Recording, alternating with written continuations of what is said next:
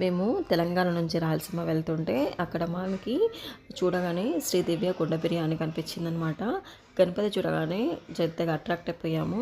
లోపల వెళ్ళి చూడగానే పచ్చని చెట్లు, పచ్చని వాతావరణము.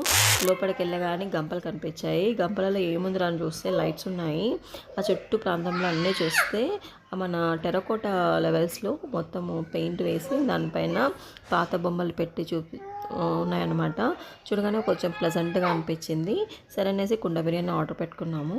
ఆర్డర్ పెట్టుకొని కుండ బిర్యానీతో పాటు మనము పుల్కాలు అండ్ అదే విధంగా మంచూరియా ఆర్డర్ పెట్టుకున్నాను మా వాడు.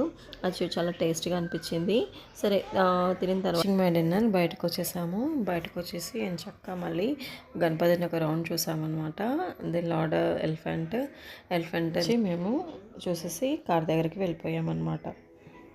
కార్ దగ్గరికి వెళ్ళిపోతుంటే మా బాబు మమ్మీ నిద్ర వస్తుందని చెప్తే మా వారు వెనక నుంచి మేము